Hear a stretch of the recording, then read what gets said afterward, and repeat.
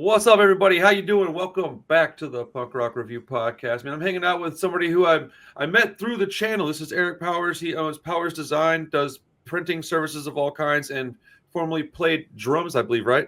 Yep, drummer. And lower class Brats for a few years. So, hanging out, talking music, talking small business, talking all kinds of stuff, man. So, how was your day today, bro? Today was a Monday for sure, but luckily my boss he's either on vacation or I think he's on vacation and en route to like our New York office. So he's going to be gone for like the week. So it was kind of quiet in the office. I was mostly just like headphones on and like just working. I'm like an art guy at a company that makes records. Oh, nice. Funny enough. But I just sit there and do like graphic design art stuff on a computer all day long, Dude, honestly, it sounds therapeutic and maddening, but therapeutic to a degree. It all depends on the schedule, like how many jobs I'm expected to complete today, or for sure. And then how difficult the job is, the particular job, because I'm an art guy for a place that makes records, right? So I got artwork coming in from record labels, and I got like artwork coming in from like some Cambodian string band, what I mean? Yes. Like it could be anything. It could be, like our company is one of the bigger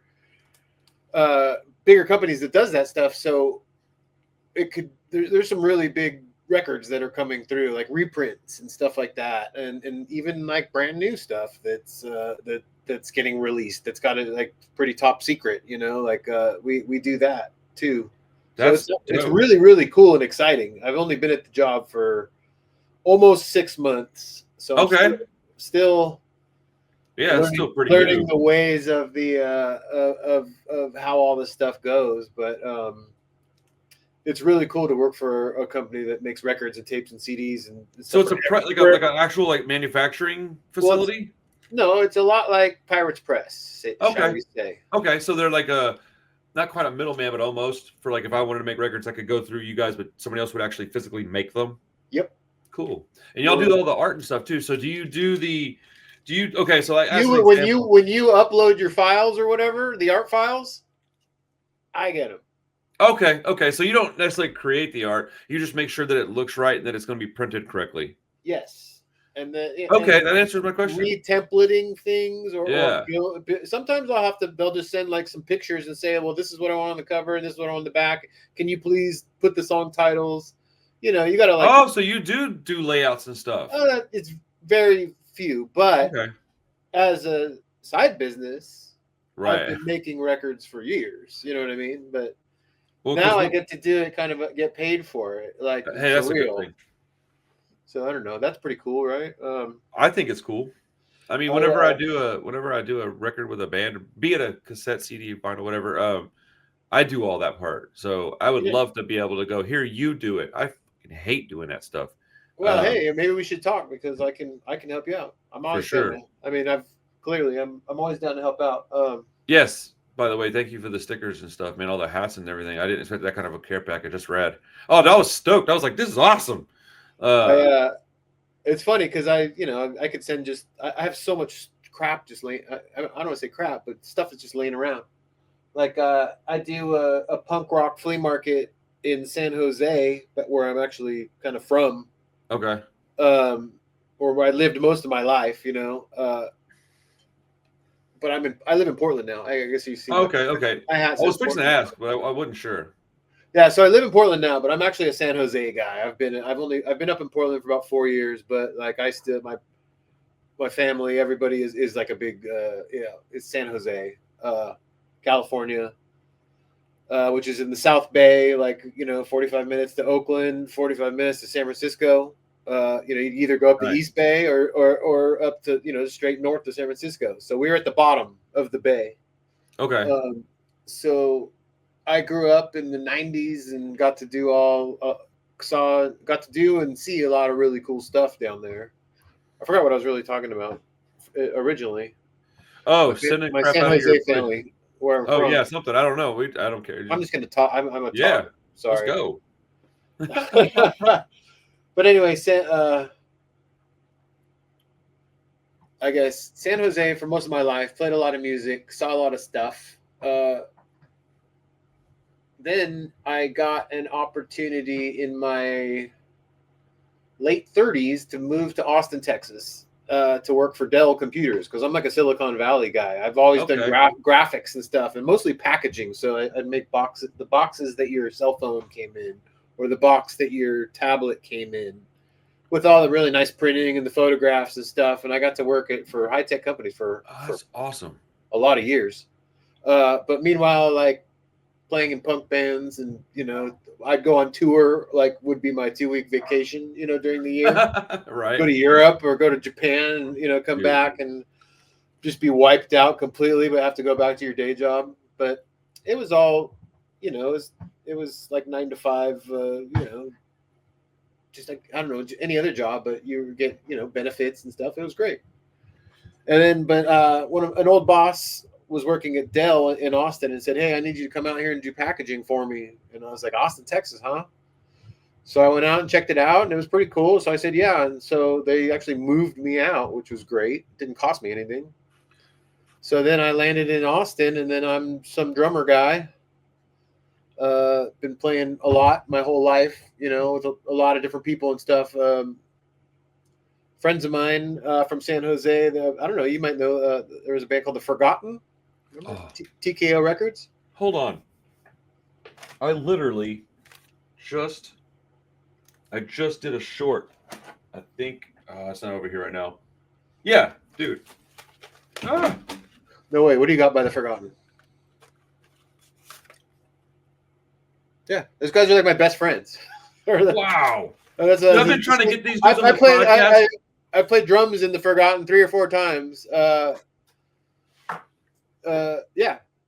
Dude, I knew this was going to be like some Small World type shit. Dude, that's amazing. I literally did a short, like, street punk versus street punk, like pick the thing. It was just to make some content, and I put that up against a Global Threat because I just like both of them a lot. And I was like, which one do you like better? It was just to get people talking, get people introduced to the channel. Yeah. But I love that band. Really? I'm a big Rancid guy, so I actually discovered The Forgotten through Lars and the Bastards. Sure. And I've been trying to get somebody from that band on the show for about a year. I should call Gordy right now.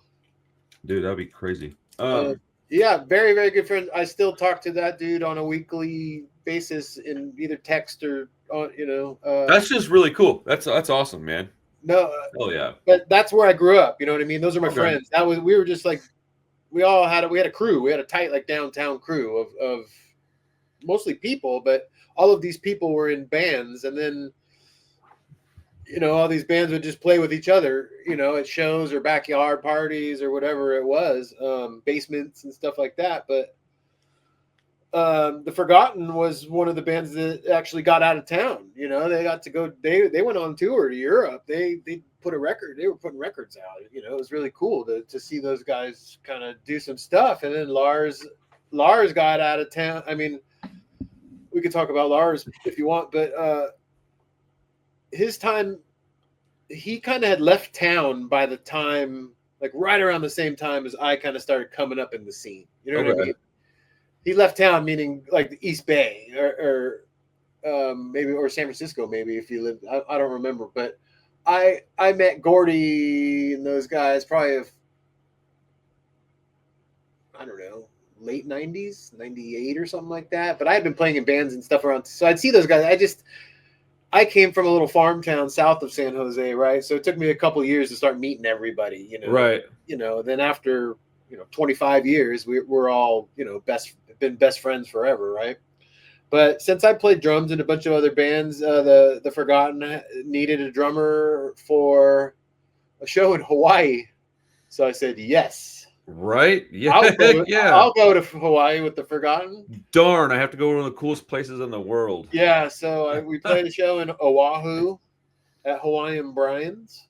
And then we both, Gordy and I and my wife and I, we went to Maui for like 3 or 4 days afterwards and just chilled, because if we're in Hawaii, why are we going to fly right back? Heck yeah, dude. So that was a while ago.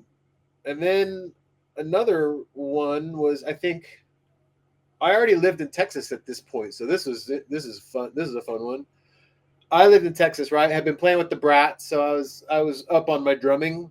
The Forgotten calls and says, "Hey, we need you to play with us at Punk Rock Bowling, opening for Coxbar."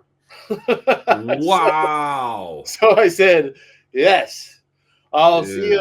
see you in Vegas." So That's amazing. we literally did like a hotel room practice where I was like hitting pillows and stuff with my drumsticks, and they were just like playing the guitar, guitars without any amps or anything, Right.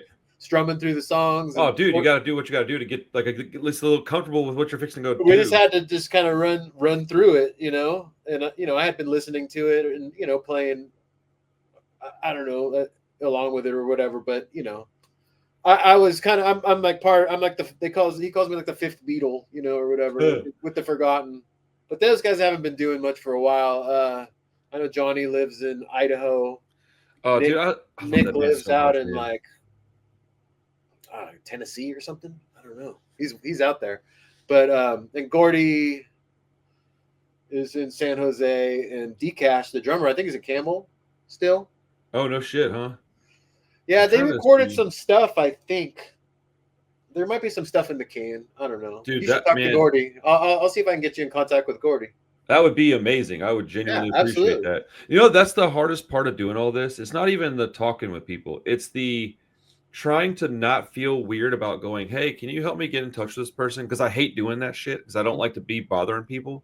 But like, it's the only way to actually get most of that done. Like the whole Jesse Michaels thing was an anomaly. I did something that was crazy. I shouldn't That's have a done big it. one. I do what?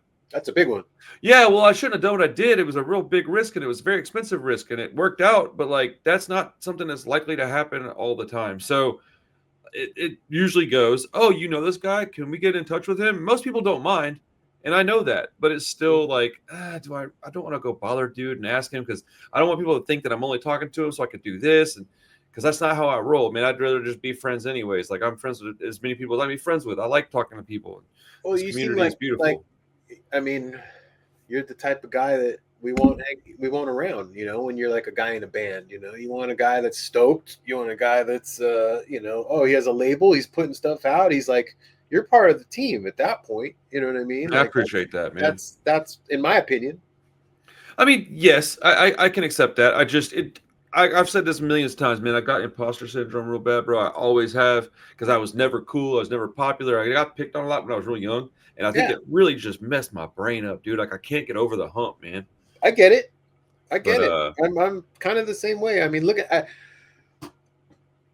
I play in the lower class Brats, and I'm just like, dude. I have I don't have one tattoo. you don't have any I have tattoos? none. No, That's zero awesome. tattoos. No, I'm that's just like kind of that's like a dude with like a regular haircut. I don't, there's no bleach. There's no spikes. There's no studs. I'm not decked. I You like know what I that, dude. mean? Like That's actually I'm more just, punk I was rock, just.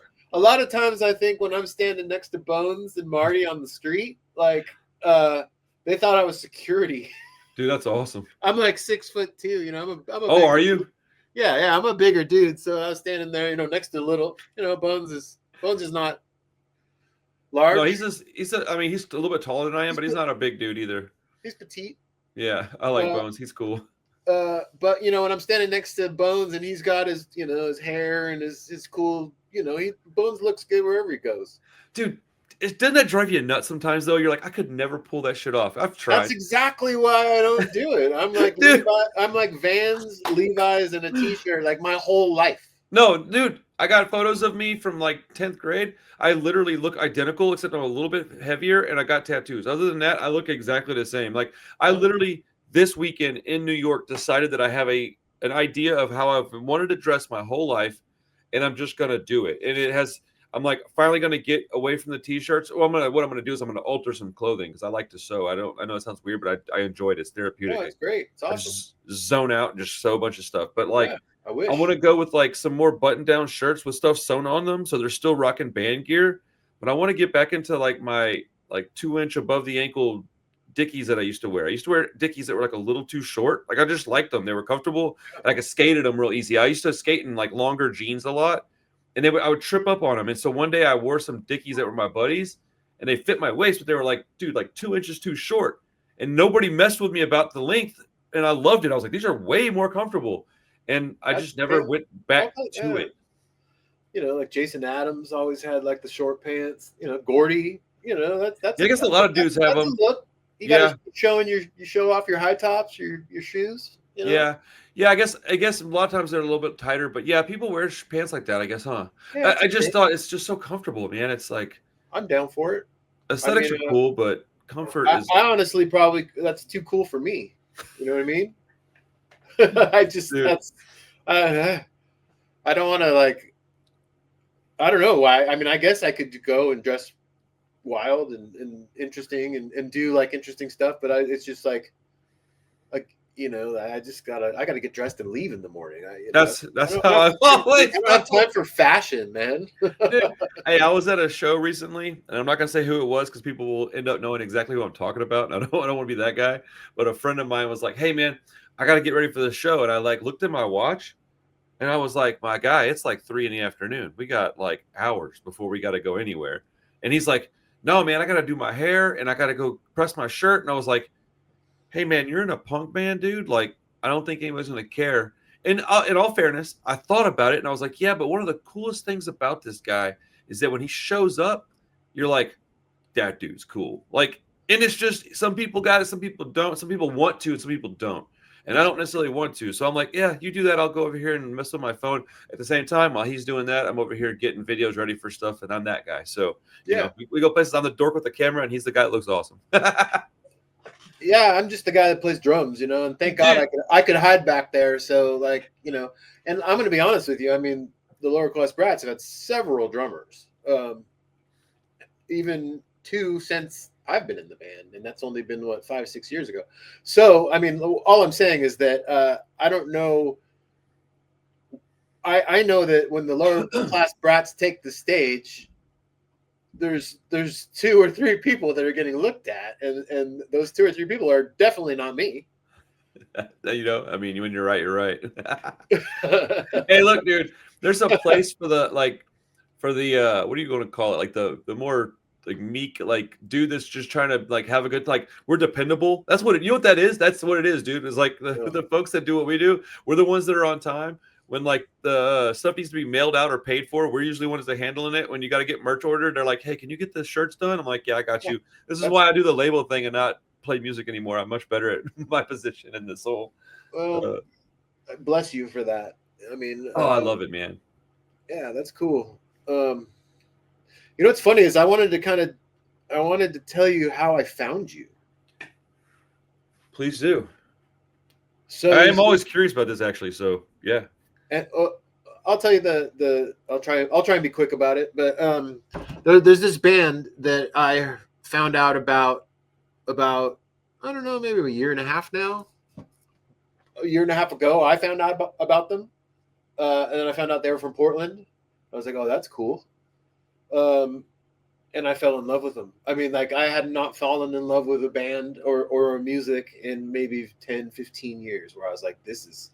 And I don't know, it's not, and honestly, it's not even really my type of music. It's a little different, right, than what I normally listen to, right? And that band is Soft Kill. Oh, dang. So I knew about some historical stuff with the band, and issues and things like that. And I figured this, and I did a lot of homework on the band. I did a deep dive when I found out about this band and started listening to all of their records. I bought them all on vinyl. I had T-shirts. I have T-shirts, I guess, but they don't get worn lately. But anyway, long story short, there's new controversy about the band. Right now? No, well, like a couple months ago. Okay. Well, I was like, more. I'm recent. There's more recent controversy with the band. So I'm Googling and like, oh, maybe there's a video. So your video comes up, and you were talking about it, and you were going pretty hard on them. And I was the one where I was like, what's up with this guy from like 3 bands or whatever? The main guy, I mean, I guess from what I understand, it's some domestic abuse. But then you had his ex lady on the girl that played keyboard. Yeah, Nicole. Yeah. Nicole, yes. So I mean, it's kind of a mess or whatever. But then we could leave that be. But then I'm looking through your channel. I was like, oh, he did an interview with Bones. Let's watch Bonesy. So I just got to watch my friend Bones, talk to you for a while, and it made me feel good because I haven't seen him in I don't know, in a minute. But so that was just like I enjoyed the way you guys were conversing, and it just kind of strangely felt like, well, if a friend of Bones is a friend of mine, kind of thing. And that's exactly how it works. And then your videos start appearing in my algorithm. You know what I mean? Like, oh, he's live now. And then I'm like, oh, what's going on with this? Click. And then you're listening to tunes. And now I get to hear tunes that there's some tunes that I've heard before, but I'm hearing a lot of newer stuff that I'm getting exposed to, which is really cool. Some of the stuff I don't like, of course, because I'm old. I'm totally old and jaded. And when you're playing, what was the band you were playing the other day? And I was just like, this band is still around? Or 88 Fingers Louie? I mean, that's some stuff from when I was like 17. That was an old song. I mean, but like, oh, was it? But I mean, I'm hearing names I haven't heard in like 25 years, and that's the beauty of what we do on the streams, though, is that it's like, it goes from like stuff from the 70s, 80s, 90s, 2000s. Mostly it's like it hovers from like 95 to 2010. That's like our sweet spot, because that's where we're all 40-year-old men, right? But like we do a lot of more current stuff. The French stuff's blowing up. That's why I fly around the country, these shows, dude. Like I have figured out that I am serving a community with like new music, which I think is really cool. And it makes me really happy whenever somebody says, yeah, I just saw your thing, I thought it was fun. And that's what I strive for, man. I was trying to figure out like what's going on, like what's the word on the street about the soft kill stuff, and honestly there's not a whole lot out there about it. But well, did you watch the video with her and I? Yeah. We noticed we didn't talk about it. No, I mean because she's involved. Well, no, like we discussed it prior, like, hey, let's not, like, this isn't about drama, like we're just trying to talk about. I got it. And so I thought that was kind of cool, because she could have easily been like, hey, I really want to talk about this, and I would have been like, okay, but I wouldn't have said much. I'd have been like, I'm gonna guess she doesn't want to talk about it. I don't know what's going on with it. Like, I don't know. Yeah, I don't either. But I was just kind of snooping. Yeah, because I had fallen in love with this band. Dude, doesn't I love their music, and it's crazy because it's like this new wave synthy kind of stuff that sometimes there's drums on it, sometimes there's not drums on it, and it's funny because I know I know a lot of Portland dudes, musicians and stuff, and my friend Adam played on one of their records, and I was like, no shit, you didn't play on the Soft Kill record? He's like, yes, I did. But it's called Savior. He's the long-haired dude. That's crazy. Like whenever I came across them, it was like I saw them, and then they're like this band that from my perspective was really huge. And I was like, they got a split with Liberty and Justice. I was like, how did that work out? Because those are my friends from like 20-something years ago. Like those are guys I grew up with them, man. Like, and I'm just like, how did that work out? So that's how I got kind of turned on to them. Was like local homies were into them. But and there's like a strange skinhead connection. Dude, it's the weirdest thing with these bands. It is so weird, but like Homefront did it too. It's because of that Cold Oi movement, man. That like French Oi stuff. It really like brought in like post-punk and stuff within the Oi movement. Now it's awesome. I have never heard of Homefront, and I was watching your shit the other night, and I was like, "What's going on with this? This might be something I could get into." I really wasn't into the extra drummer guy. That was like, at least on film, it was really loud and kind of jarring, and I was like, man. It's funny because that was like, sorry, we keep like talking. I keep cutting you off. I'm so sorry. No, I'll try to reel that in. I do the same thing. On the Homefront thing, like specifically with a handful of bands, what you've already seen is only because I was live streaming it. Yeah. I also filmed it with my good camera and an H1, like a H1 audio like deal. So I should have a much better video with much better audio coming in the next couple of days. You can kind of look at it and see if it's actually better. But I've discovered that live streaming while I'm at a show, people really fucking like that, and I think it's pretty cool because I if you was can't, home on Friday night, like sitting on my couch, and it's even better is I texted you. I was like, "Yo, that's my friend Ben and Diana. oh yeah, bro. Did you meet them at all that weekend or no?" Okay, were they standing to like up to like to the He's like right a of the really screen? tall dude, kind of skinny. I think he had like a hat with like a red X on it or something. So yes, I did He was talk to he them. always has like a real flat bill. Yeah, I talked to them briefly. I don't remember about what, but And his they were lady standing in Diana. front of me, and Yeah. I think they might have said, "Hey, are we in your way or something?" They were just being, and I said, "No, no, no, you're cool." And then, uh, is he aware of the channel? Because if he is, then he might have said something about it. Somebody did. I can't remember I who. texted him. I was like, "Yo, I can see you live on, live on." I just said like live on YouTube right now, and he said, "Oh, whatever, miss you, buddy, or whatever." But I didn't go any deeper. That's awesome. Well, I just, man, I have a really really bad short term memory. So like meeting people, I sometimes Yeah, feel bad because I'm like, I think I've met this person before, yeah, and nobody's ever really been bothered by it. But I get get in my own head. yeah. They live in Oakland. That's cool. They're Oh shit! I Ben's did an talk to them. old friend of mine. No, I did because you said Oakland, and I was like, oh, I remember that person talking about being from Oakland. Yeah. Again, it was a very short conversation, but yes, I remember them saying something about being from Oakland because I'm going to Oakland in October, so Oh I'm yeah. pretty excited Yeah. to go out there and see Gilman and do some. Oh yeah. Good old. Dude, I'm going to go see Judge Earth Crisis and Integrity at Gilman. That's was it already sold out? Oh yeah, sold out to the point where they had to do a second show. I think it's sold out. Yeah. But That's wild. That's a pretty big show. Yeah, I don't even really mess with Earth Crisis like that because just don't. But like Integrity and Judge, bro, are you kidding me? Like, Well, I mean that's some monumental stuff. But Gilman is not that big. dude, I was wondering about that. I was like, man, that seems like an awfully big show for a place that It I'm is. pretty sure That is an awful. That's why I was saying it's already sold out because it's like there's only so many. I mean, you might be able to jam 500 people in there. I don't know. Well, it's not even a 500 plus, huh? Oof. I don't think so. I could be wrong. That's. I mean, Well, I've probably, never been there, so I don't that's have. probably a an clue. easy Google, but I mean, I've played there a few times over the years. It's not big. That's cool. That'll make it way more fun. Yeah, somebody tell me that show is probably going to be absolutely insane. They're like, dude, bring your camera. I was like, don't go anywhere without it. There's probably people hanging from the ceiling, dude. Oh, no Those kidding. kids are nuts now. Hold on one second. Babe, Yeah. Can you help me real quick? Yeah. That's my laundry from the trip. Sweet. If you can just throw it in, even if you just want to throw it in, I don't know. Just thank you. I got you. I love you. She's like walking out with the laundry basket. I'm like, ooh, take my laundry from the trip. Here you go. Yeah. Super sweet, helping me out, doing my clothes for me. I love my wife. My wife does the same thing, and She's like, here, do punk rock grateful. shit all the time, and I'm gonna help you out with your laundry. I'm like, this is crazy. eternally grateful. 100%. So how'd you start playing music? So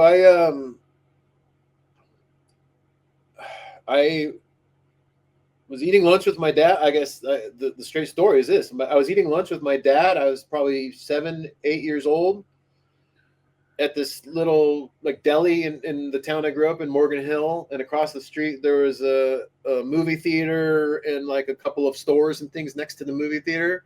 Okay. And I was like, "What's that store, Dad?" And he's like, "Oh, that's a music store." And I was like, "Well, what do they sell? Music?" And he's like, No, musical instruments and things like that." And I was like, "He's like, you want to go look?" I was like, "Yeah, okay, cool." We walked across the street and I went, and there was like drums and guitars and saxophone, just a regular music store. But I had never been to one before because I was 7, and and I guess, I don't know, I was attracted to the drums for some reason, but I'm sure most children are. But what happened is my dad like signed me up for lessons that day. Right there on the spot? Right there on the spot. Because I think my dad was just chatting with the guy or whatever. He's like, "Yeah, we offer lessons. We got a great guy." And that's awesome. I basically started taking drum lessons when I was about 8 years old. But, you don't start playing on a drum set right away. Like, oh, really? To be properly, I don't know. I'm not going to preach. I have no idea. Proper training is to learn how to use your right and left hand first. You need to learn how to do paradiddles. You need to learn how to do rudiments and a practice pad. Basically one of these, right? You need a pair of drumsticks, practice pad. You know? Oh, yeah, that makes sense. This is how you learn how to play drums. Okay. There's no kick drum. There's no nothing. You need to learn how to use your left and right hand. So I literally played on one of these for like a year and a half. Dang. And I don't even know how I hung in that long, but I guess I liked it. Dude, that's a long time, bro. Well, I had to graduate like to get to the drum set, you know, and I think I just really wanted that. And so Yeah, I mean that's awesome. That shows a lot of resilience from a kid that age, though. That's my kids would have been like a year. But I thought we were talking like an hour. I'm out, dude. I want to go play Minecraft or some nonsense. yeah, no, I mean back then there was no Minecraft, but no, Mario 1, whatever. I probably wasn't even to skateboards yet, you know. This was like dirt bikes, you know. I probably couldn't leave the neighborhood yet. Those are the good old days. Can't leave the block. Yeah. But you knew every inch of that block. Yes, you knew where to hide from people. You knew how to get to your friend's house without getting caught. Yeah. Dude, hey, so I don't know why I just thought about this, but no, finish your thought first. I'm sorry. Oh, my thought. I guess how did I start playing music? Signed up for drum lessons. Then I got into the school band because I had already started taking drum lessons. School band starts in 5th grade. Since I had already taken drum lessons, I already know how to read basic music, so I got into advanced band. You know, I didn't even have to be in beginner's band. So then my junior high is a school with a fantastic music program, and high school, both junior high and high school had a great music program. Junior high was jazz band. So then I jump into jazz. Not only that, very high level, like college level junior high band. You know what I mean? Wow. So I got into that program. And then that's 7th, 8th, 9th grade. And that band went overseas. We went to Europe and stuff. It's kind of crazy. We had big fundraisers. It was a huge thing. High school band is marching band. So then I went into like the big leagues of marching band, you know, like where they do the halftime shows and shit. Oh, yeah. Marching band. That's the one that I think is the most entertaining. I did that. And like in the off season, it was jazz band for that. And then during the, I guess, summer into winter, but until it starts raining, basically, is marching band. And then I graduated, and then I started playing in some bands, and there was a band that were like my brother's age, like 7, 8 years older than me, 6, 7, 8 years older than me, that had been around since my brother's time in high school. They started in high school, right? So this was a local San Jose band that was actually playing gigs and you know, playing around and doing stuff. So I somehow weaseled my way into that band playing drums because I was at a pretty advanced level at that, you know, by the time I was just thinking about senior that. High school. Yeah, I can imagine. I mean, I'm not trying to like yank my own dick, but I mean, I was being trained, you know what I mean? Like I had to be good or, you know, decent or be able to play well, or I wouldn't be there, you know what I mean? Right. So anyway, I love music. I love punk rock. I love, you know, alternative. This is Nirvana. Grunge is happening right around 1993, 1994. Plenty of music, all kinds of stuff to get into, bands to start, you know. Right. I was a Fugazi kid, so start getting some ethics in there with your rock and roll. Take the fun right out of it. Thanks, Ian McKay. Well, or is it McKay? I mean, you had a weapon against the rest of the world with Fugazi. You know what I mean? Oh, for sure. I was just being. No, I totally get it, dude. In the comments, but I'll talk shit all night. But I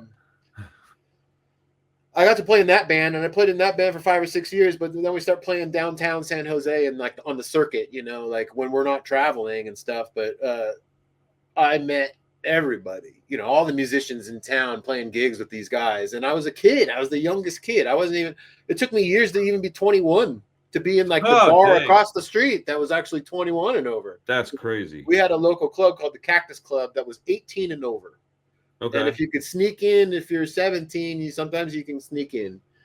But that was a godsend to have that, because I was able to play gigs whenever. I started bands. I was in 3-4 bands at a time. You look at the month-long calendar of that club, and I'd be playing like 4 different times in 4 different bands, you know. That's a drummer thing specifically, because there's so many fewer drummers, at least in my experiences, than there are, say, guitar players and bassists and things, you know. always in demand. I never had a hard time getting a gig. Yeah, I can imagine. So anyway, I did that for years. Then I played in other bands. I sent you some other music with a band called Whiskey Sunday. That was kind of a small San Jose band I listened to that that one. somehow had connections out of town, but we got to go to Europe. We got to go to Japan. Awesome. Japan? Two different trips. Yeah, Japan. I think we did 9 days in Japan or something like that. It was a great trip. A lot of moving around. It's interesting, but I luckily had a lot of experience, traveling around the world, like even before I graduated high school, a couple of times. But it taught me a lot about like lugging gear and getting everything put away right and being responsible. You got to have your stuff. You got to be there on time. You can't show up empty-handed. You got to take care of your stuff. All that was like instilled in me, like, when I was a child, you know what I mean? Like eighth grade, I was already, moving around and playing in college jazz festivals and stuff. It was, dude, that's honestly a good thing, man. It probably helped. It was great. Yeah. And a lot of people, it's funny because when I play with the lower class Brats, 2-3 times people would come up to me and be like, "You're trained, huh?" And I'm like, until I graduated high school. I mean, that's trained. I was in school band, like I guess. So I don't know if that counts as trained. But yeah. People would ask me all the time, like, "You're trained, huh?" And I'd be like, "I don't know what that really means, but I guess you're good." That means that you're good. I put in a little more time than I had put in a lot more time, probably than some of these other dudes that just started playing drums and started a band like a week after or whatever. Like, but I mean, I respect that. How did you stumble into punk rock? If you started playing music at like 7 or 8, I gotta think your punk rock was at least a few years after that. Thrasher magazine, Okay. skateboards. Okay. Punk rock was, and honestly, I got to give a big there was Thrasher magazine and skateboarding, and then I have Cousin Andy. Let's go, Cousin Andy. Dude, Cousin Andy. His name is Andy Nystrom. I'll give him a shout out right now. He runs a blog, and he's got an Instagram and everything. It's called "There's Something Hard in There," he said. Which I think is a Bukowski quote, because like his wife or his lady was like hitting him with her purse or something, and he goes, "There's something hard in there." That's awesome. But anyway, they have a. Let's hear it for Charles Bukowski. I don't know, but their blog is rad. I'm not going to say how old he is, but he's much older than me. Older cousin Andy and his wife Carrie, Cat Rose. She takes the photographs, and they go, and he does the writing. He does the write-ups, and he's a journalist, so he loves going to shows and writing about them. And he's been into punk rock since probably 1979. He has an older brother that got him into it, and he's from Redondo Beach. He used to live down the street from SST. He could ride his skateboard to SST. Wow. And I guess he would. He's got a. This is the guy you want to talk to. Forget me, man. But Cousin Andy has probably the most and the nicest record collection you will ever come across as far as punk rock goes. He has all of the records, first pressings, because he bought them all when they came out. That's awesome. He had Flipside fanzine, and he would order record. He has Discord 001 because he ordered it. Was it Untouchables, I think? I don't even know, dude. I'm not a big Discord guy. I don't think it might be Untouchables. It might be Minor Threat, but whatever. I would have said it was Minor Threat just because I'm not going to ever claim to be an expert in this field. Whatever. But all I'm saying is, and Black Flag, because I think that he used to go to SST on the weekends and help him stuff records. That's awesome. So that's crazy. He'd get to take one or take 1 or 2 or 3 home with him. Dude, it was Minor Threat. It was the Disturbance EP, apparently. No, wait. No. What am I talking about? Wait a Hold minute. on. Hold on. No, it's Teen Idols. Don't tripping, dude. Tina, that's what it is. Not the Untouchables. I was like, Disturbance wasn't Minor Threat. It was Teen Idols. Okay, Yeah, it's Teen Idols. I got it wrong, but I was pretty sure it wasn't Minor But dude, I got it way, way wrong. So you're all right. But Teen Idols, wasn't that That's Alec McKay and Ian McKay. Yeah, it's before the brothers. Minor Threat, right? Yeah. I only know about that because of that 4-way split. I'm not. I look. I like Discord. I like a lot of stuff that I've heard from that label. I don't have a lot of knowledge on it though. I've come to realize over the past couple of years that my knowledge is very specific. Like I don't have a wide. Like I don't know a little bit about tons of stuff. I know quite a bit about a few things, and I've just been completely schooled a few times on my channel, which I don't really get bothered too much by it. I just take the knowledge and run. But no, I mean, Discord for me was important. I think. Very important because Minor Threat first, and then you learned about Fugazi because that's the Minor Threat guy, and then Fugazi was perfect for me at the time. Okay, so was right what years were you getting into punk then? 80. I'm sure I started getting into punk and like writing Black Flag on my grip tape, but probably 85 or 80, something like that. But cousin Andy would send me mixtapes. Dude, let's go. Mixtapes with like Bad Brains, Channel 3, The Descendants, like 2 or 3 songs of each band. And these mixtapes were nothing I had ever heard of before. Big Drill Car, like bands that were just like, what is this? But it was, they were all awesome because he knew he's like, this is what I got to feed the kid, right? And he fed it to me, and it started me like very well, I think, and just kind of sent me on my way. But that's when I started I was always kind of a nerd about it. Like the Misfits were, I think, my first obsession. Maybe the Sex Pistols were my first obsession, or band that I deep, got crazy about. The Sex Pistols was a disappointing one. As soon as I found out they only really have one album. So that really bummed me out too. The bootlegs and all of this, it's all the same goddamn songs. Yep. Yeah, that was very annoying. Well, so the thing is that you got into punk like a full decade before I did. And how old are you? 48. Okay, so you're only a few years older than me. So you were way ahead of me. And it's been very enlightening learning this stuff because I figured out I've just been able to look at my life from a different point of view and kind of watch myself go along. I'm like, oh, I figured out how I got into stuff. And I've said this 1,000 times. Weird I'm even here because I didn't have any guidance or help, and there was nobody sending me mixtapes.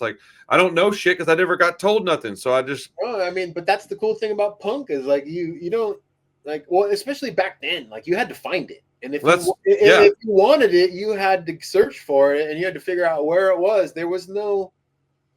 I mean, I don't even want to say. I don't want to be the full boomer and say there was no internet, but there wasn't. There was really. There was even less than I don't even know how to explain how hard it was to find Misfits albums. Well, and figure out there's a single. Oh, you're not going to find that single, and then there's there's bootlegs, and then there's this and that, but you had to go to you had to find the little weird record stores that even had the stuff. That was the key, is we only had one in Houston that I know of that was a guy that had some knowledge on punk, and he was so far from my house that I could go, right? I would only go there once every few months. They've relocated. They're much more Houston centric now, but they used to be way north. Still around. Oh yeah, it's called Vinyl Edge, cool. dude. Shout out Vinyl Edge. The Diamond Head Records and Tapes is the place that I got probably the best records from. They're no longer around, but I still shop at a place called Music Town that I used to go to when I was in high school, man. And the guy that owns it now, he was shopping there with me, and then ended up buying it from the guy. Now I didn't know him back then, but we were talking, and we were definitely in that place at the same time. And he's kept it the same. I really respect that guy. So shout out Music Town, shout out Vinyl Edge from Houston, man. Those are good record stores. But I would go in and I would ask the guy, hey man, here's what I like, and this isn't necessarily Vinyl Edge, but any record store. Here's what I like. What do you recommend? Mm-hmm. And only Vinyl Edge would ever tell me anything. So I would only, as a matter of fact, that's where I got that 4-way split from Discord, was from Vinyl Edge. I got it on a CD because he was like, "Hey, you like Minor Threat? You should listen to this." And that's how he told me about the Teen Idols thing. You need people like that in your life, right? And like, and you're that guy now. I'm trying to be, but I don't have all the knowledge that these guys had. But I'm learning. I'm getting there. But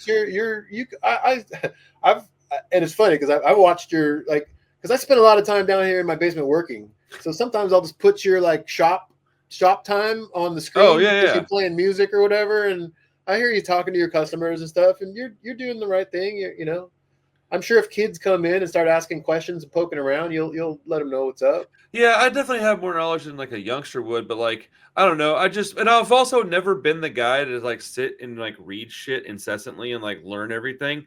I don't care. I just don't. Like, let me hear the song. Do I like the song?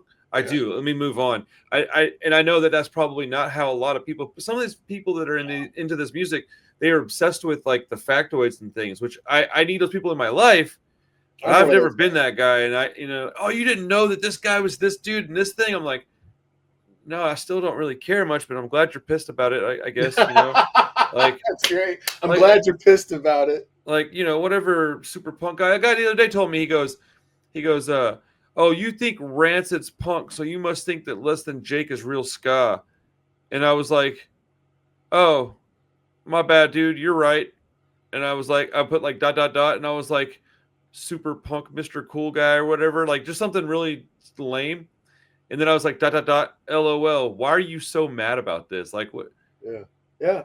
I mean, I get it, but like, and I understand exactly where that guy's coming from, but like, you don't need to be a dick about it.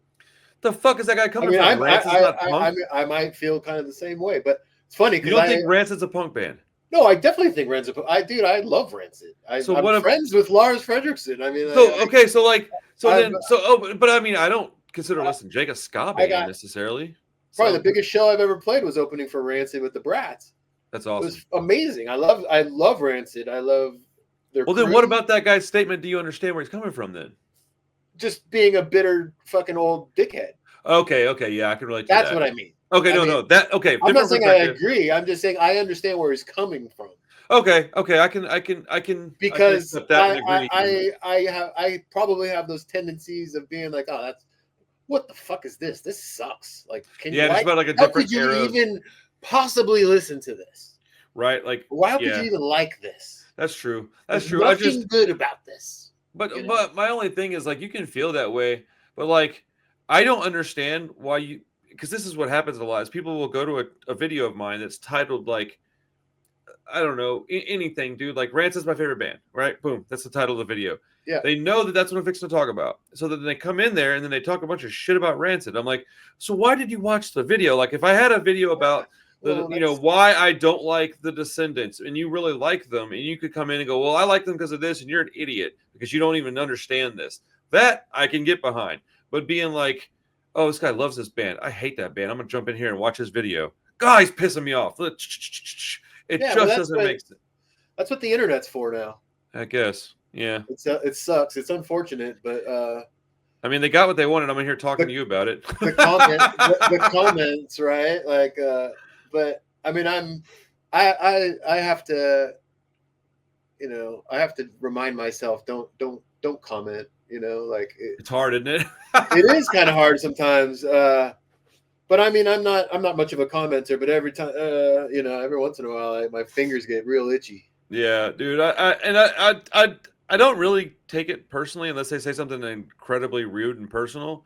But like just the snarky, such like elitist comments, I'm like, bro, what is your deal, man? But I guess I've done it to an extent us too. Old guys that had to earn it, dude. Yeah, I mean, I definitely had to earn it. We're never gonna get over it. I had to earn it, dude. I'm not going to even go into all the details, but I didn't have an easy time getting into punk, man. It was not. I definitely had to like earn my keep. Like, there's a reason why I was so wild when I was in my 20s, is because in my teens I had to, become kind of an idiot. Like do shit I didn't necessarily want to do, and fighting with people I didn't want to fight with, being scared of it, and having to do it anyways. Like when I was 22 years old, bro, I wasn't scared of fighting nobody because I used to have to. I was forced into doing that shit. I didn't want to. I hated high school, bro. That's not not a fun way to grow up. Really, luckily was like totally immersed in music and playing and practicing, and I didn't really have I used to love, I used to like to go to parties and, smoke pot with my friends and skate a little bit. I kind of, I skated for a while, but once music became like when I had gigs and stuff to worry about, I had to stop skateboarding because I Yeah. couldn't afford to like smack my wrist or my ankle or, like Right. Yeah, that makes sense. no more like, and I can't just get on a skateboard and just roll around. I'm not just going to use it for transportation. No, you gotta be irresponsible with it. Yeah. I That's the gotta whole try point. to jump downstairs or try to go up, skate this half pipe for a while, and you're gonna just tweak your elbow or your wrist or whatever, and so I just couldn't risk it anymore. The skateboard just went in the trunk of the car. One of the things that I used to do, and I'm sure you did the same thing. I didn't have a lot of friends in high school. I had a couple of really good friends. Let me be very clear. I wasn't like super lonely. I just didn't have a bunch of friends, but I had a couple of really good friends. But those guys, they weren't really into punk at all. Like one of my buddy's dads was, which was kind of cool. But like my friends didn't care. They were more into metal and stuff. So we would hang out, but I would listen to music basically by myself. But I would get like sucked into these albums, and I only had a handful, probably like I don't know, up through like 10th grade or so. I had maybe I don't know 30 or 40 CDs and tapes and stuff. But I guess that's kind of a lot for a youngster to have. But like, dude, I would just spend all day listening to the same shit over and over and over and over. And I would read these like liner notes, and I remember not understanding some of what I was reading. And then when I realized, oh, that's a band, and I would go back like I heard him talk about this in a song. Go back and find the song. I liked the song more because I'm like, oh, I understand now. He's referencing this band, and yeah, I wish I could do that now. I don't have the time to do it, but I guess I kind of get to do that stuff with reading, internet stuff and watching videos. I watch a lot of like little mini documentaries. Like I like bands now that I used to not care about because I've learned something about them over the past couple of years. That's the Specifically, best. Descendants, man. That's a band that I used to not like. I actively disliked them, and I kind of love them now. Yeah, I hope so. I mean, dude, I just didn't get it, bro. That's the first time I can actually say I didn't get it. I heard the music and was like, oh, this is pretty good. And as soon as he started singing, I was like, this shit is awful. Like I hated the lyrics. But like, well, so here like touching like your girlfriend's butt or whatever he's singing about. I just didn't I was angry back then. I didn't want like silly It wasn't shit. fun. You weren't ready for fun and no, not at all. I was happy. Angry, I was pissed off, I was poor, and I was a nerd. So like I was getting picked on all the time. And Yeah. so I get it. But what happened was I have my kid, right? He's 12. Uh-huh. He's autistic, and I'm certain that Milo is autistic. I am positive, dude, that guy's on the spectrum somewhere. Because as soon as I watched the film, was it Filmage? Yeah. I watched that, and I felt like I was watching my kid's future. I was like, oh, dude, he's acting just like Bricken, just like his mannerisms and like the way he talks. And suddenly, like all these lyrics started making sense to me. And I was like, oh, this is a completely different dude. Like, it's because we were just not the same person at all. So I didn't relate to his lyrics until I had a reason to. And now I went and seen him live, and it completely changed like the way I think. And like Bill Stevens is probably my favorite drummer to watch play like in person. I don't know. It's really cool that I don't really care about like not liking something and changing your mind. That doesn't really bother me. Some people really hate it. They're like, you didn't like this 6 months ago. You can't like it now. Well, that's stupid. But I love when that happens. It's my favorite. Like kind of like turning that corner and be like, oh, I get it now. Oh, you're gonna get a kick out of me, bro. It. I used to hate all the bands everybody likes because I didn't listen to anything from before 1992, bro. People don't understand. I got into punk in 96. I went about as far back as like Op Ivy, and then I jumped right into like early Rancid, and then it was forward. I was like, no, I just want the new shit that's coming out. Like that's because it was coming out with me. I was alive. I wanted to get the stuff that was coming out when I was around. I hated the Damned. I hated bro, all the dude. I liked the Ramones. I liked the Sex Pistols. Okay. I didn't like a good start. Up until yeah, but I failed miserably after that because up until like a year ago, I absolutely could not stand the Clash. Like I just was like, no, the band's garbage. Like it's terrible, right? Because I'm okay. I want to say I'm not one of those dudes that's all Clash all the time. Well, so I had never Clash, heard but I don't think I love the Clash.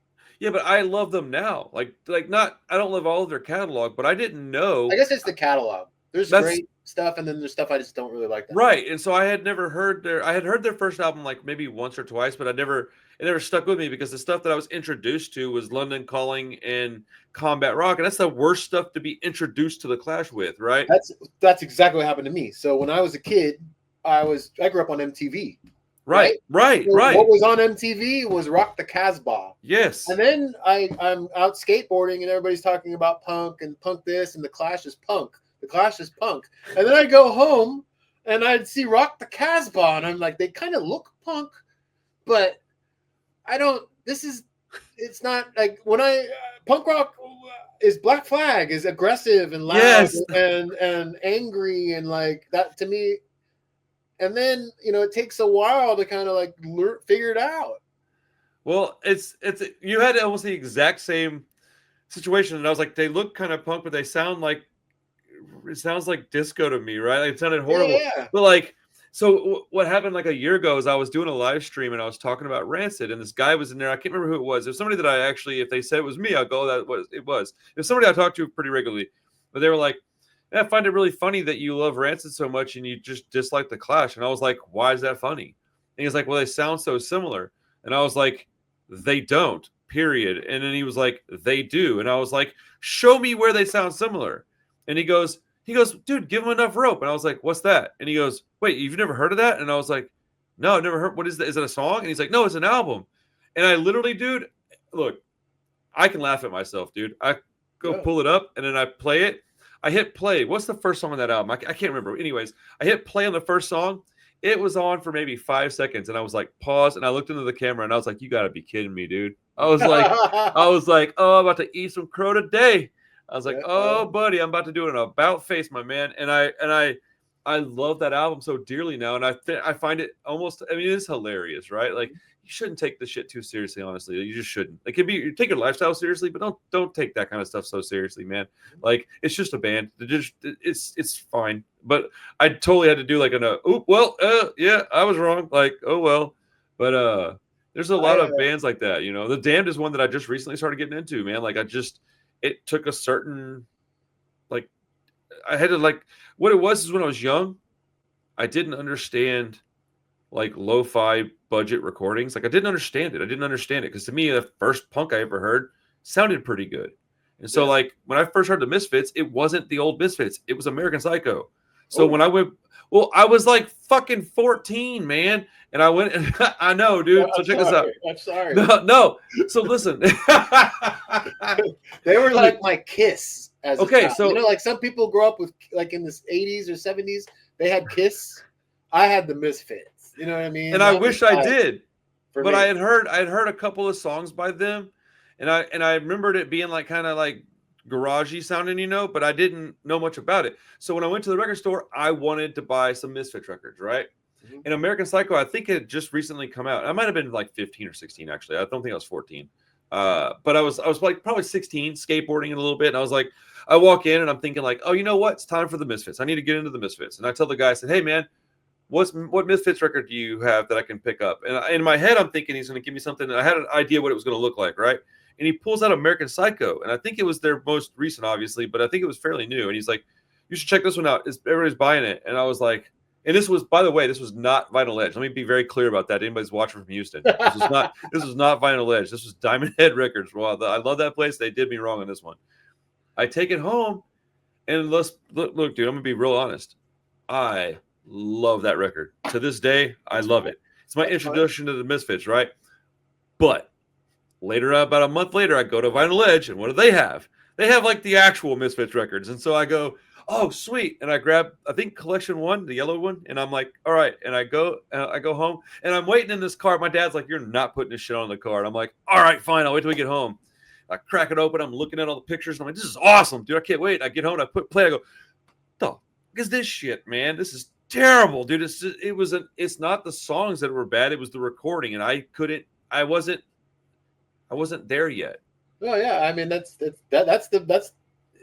it takes time. It's the stepping stones. I mean, everybody has their own, Yeah. But like, I was just thinking about it. Like, my crew and I, we were big on just being kind of nerds about it. We were all just scraping for information all the time and sharing that information and kind of building like a group because we all, we'd all get into the same bands, right? So we'd be like, oh, that guy's from this band is in this band, and this guy from this guy is in this band, and you start like learning like the way it all kind of starts, like the structure is built, right? Right. So then we'd all either hip each other to new bands or tell each other about this band, and we were big on like sharing all the knowledge, which I think was good because it was an easier way to learn. And it turned us on to so much stuff. But we had some great record stores in San Jose too. I mean, shout out Streetlight Records, dude. That's awesome.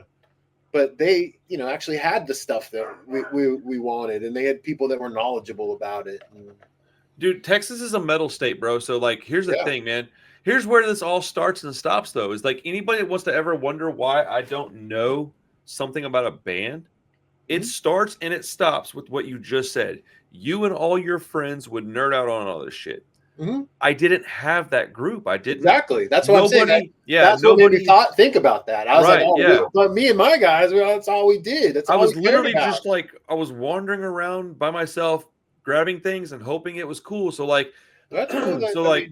You did pretty well. Well, I think I did all right, man. But like, people don't want to hear it. They go, "Oh, you should just know this because you're 40 plus years old and you've been into it for this long." And I'm like, "Yeah, but even then, I can give people an exact timeline of how I got where I'm at right now, and none of it involves digging into that crate and listening to that stuff and looking into these things. It all goes from listening to punk to directly being involved with my scene. And I was just too busy. I didn't have the time, and I didn't care. I was messing with girls and going to shows and." Just hanging out, I get it. I was just came. I mean, I loved punk and stuff, but I didn't start playing into punk bands until much later. Like all the bands I was in. Well, I guess like some of the first like garage like neighborhood bands were like punk, but we were still kind of trying to figure it out. Right. But like that band Whiskey Sunday, they were already an established San Jose punk band when I joined them, and I liked them, and I thought they were a great punk band, and I really wasn't in a punk band. I was like, I'll play in a punk band. Why not? I love punk rock. I really wasn't like a punk drummer. I was just like a drummer. Oh, that's cool. I played in all kinds of different bands, but punk rock is the stuff that's taken me the farthest. That's awesome to hear. Strangely enough. That's awesome to hear. Well, it's taken me the furthest too. Look at where I'm sitting at, man. I own 3 different small businesses, and I'm going to consider this a business because I put in full-time hours to do it.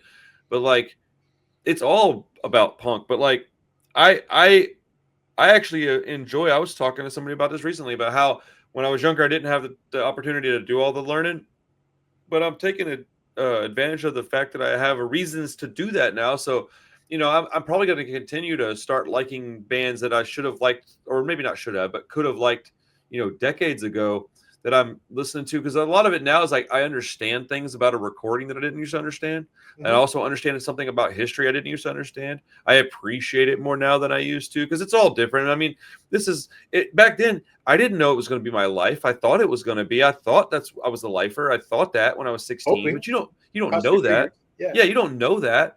Well, 25 years later, go figure. I'm still sitting here doing this stuff. So I'm like, oh, well, I guess it's time for me to start doing all the stuff that I could have done in high school had I had the time and the friends to do it with. But, I mean, I was also like a troubled kid. I got in a lot of trouble. I was disciplined a lot. So I didn't have like physical stuff. My mom would just take all my shit. So like, there was a lot of time I sat in my room with nothing, Yeah. Man, I love it though. I think I got lucky. Like definitely Cousin Andy is the best. He's still the best. Still the best. Dude, I feel like Cousin Andy's awesome. I don't know him, but tell him I said hello. Yeah, right. Like I mean, if you want to know anything about history, Cousin Andy can verify shit for you. Well, what I'll probably do is I'll bug you to talk to him, and I'll get him on the show, and I'll just duct tape my mouth shut for a little while, let him go off for a bit. Well, it'd be smart. It would be funny to have like specific questions, like, can you debunk things or something like that? Oh, dude, help me come up with some questions. I like that idea. That sounds way fun. So I actually had, I don't know how, I just remembered this. I'm sure I've talked about it before, but so I have like when I grew up in a house with 2 families, right? We were just real poor, and my mom's best friend, both of our dads ended up like leaving at the same time, and we were both 5. Oh, I was 5.5. He was like just turning 5, so he's like 10 months younger than me. And so we grew up in the same room together, and we spent, man, I don't know, dude, 15 years almost in the same house. Like we were, I mean, I call him my brother. Like you can't get much more brother than this guy to me. Yeah, You know, makes sense. and so he had a stepbrother. I wish I could remember that guy's name, but he was probably like 6 years older than us, maybe 7, like just enough to where we were in high school. He was already working and had a job and, was living on his own. And I remember I went to his dad's house once and I was skateboarding and I was already pretty deep interested in the music. And I wish I'd have had the like wherewithal to stop him and talk to him, because that would have been a guy that could have helped me out, because he gave me 2 cassette tapes. And I always tell people that these are the 2 tapes that really shaped my musical taste, because it was like, if you look at what I like now, it's like exactly the same stuff. It was like Op Ivy, a little bit of Crim Shrine, and then it had like the Queers, Mr. T Experience, and then he also had some like old Less Than Jake on one of them. It was very much pop punk, but it was when it was still punk. That's like 1995 East Bay. You know Basically, what I mean? yeah, because this was probably 97 when he gave me the tapes. Or like Crim Shine's a little bit earlier than that. Yeah, but he was like Mr. T Experience. I mean, when I was like a teenager, that was because that's Bay Area stuff. Oh, Screeching Weasel was on there too. Ooh, like yeah. it was like tapes that I to this day, like my musical tastes are shaped around those tapes, because I listened to them to death, bro, all day. There were 90-minute tapes, 45 minutes on each side, and that's like the Cousin Andy tape. Oh, dude, that's exactly when you said that earlier. I was like, oh man, I missed those 2 tapes that a guy gave me. I couldn't remember who gave it to me for a minute, and I was like, oh, it's Jeremy's stepbrother. But yeah, and then check this out. This is cool, man. So there's a band called 500 Bucks. Have you ever heard of them? No. They're a pretty small band, but they did a movie called Uncle Peckerhead. It was like this horror movie thing where there was a punk band touring, and anyways, the guy that's in that band is in a band called 500 Bucks in real life, and so that same guy Jeremy, that was the guy I grew up with, he had a cousin in Chicago named Steven. I give Jeremy and his sister some of these tapes to take on a trip with them. I think at this point I had started getting CDs, and I gave them all my tapes. I wasn't using them anymore. They travel to Chicago, and they give these tapes to that kid Steven. We forget about the tapes. We fast forward up until like 2 months ago. Ooh. So apparently Steven got these tapes through me by accident. He falls in love with punk. He starts listening to punk.